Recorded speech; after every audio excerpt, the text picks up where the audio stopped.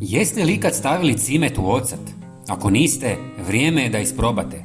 Rezultat će vas oduševiti, a najbolje od svega je što ćete uštedjeti novac na skupim preparatima. Mogli biste jednostavno ubaciti cimet u ocat, ali mi ćemo pojačati njegovu učinkovitost. Prvi korak je usitniti cimen u mlincu. Naravno, možete koristiti već mljeveni cimet, ali svježe usitnjeni pruža snažniji učinak. Prijatelji, ne zaboravite se pretplatiti na naš kanal kako biste bili u toku sa svakim našim novim videom. To je potpuno besplatno. Hvala vam. Zatim, dodajte usitnjeni cimet u 200 ml tople vode i dobro promiješajte. Ostavite smjesu da stoji 2 sata kako bi se cimet dobro otopio. Nakon toga dodajte 200 ml octa i ponovo sve dobro promiješajte. Procijedite kroz gazu kako biste dobili čistu tekućinu. Možda se pitate zašto sve ovo radimo. Evo objašnjenja. Ovo možete koristiti za 4 potpuno različite stvari. Prva jest da ju koristiti za ispiranje usta.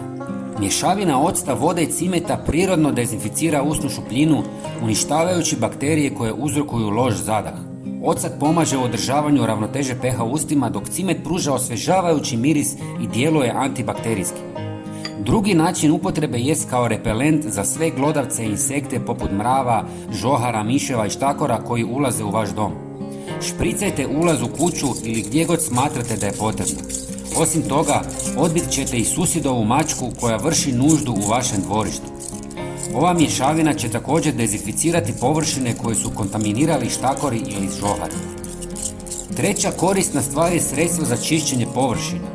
Možete čistiti sve površine u kući, uključujući i pod. I zadnji način upotrebe kao kupka za noge. Pomiješajte ovu mješavinu sa par litara vode i namačite noge 2 puta tjedno. Ocat i cimet pomažu u borbi protiv gljivica i neugodnih mirisa, zahvaljujući antibakterijskim svojstvima. Ocat omekšava kožu i smanjuje upale, dok cimet osvježava i poboljšava cirkulaciju. Kao što možete vidjeti, ovaj pripravak ima višestruku namjenu i uistinu je fantastičan, a uštedjet će vam mnogo novca koji biste inače potrošili na skupe kemikalije. Prijatelji, podijelite ovaj video sa vašim prijateljima kako bismo i njima pomogli. Puno vam hvala i pozdrav!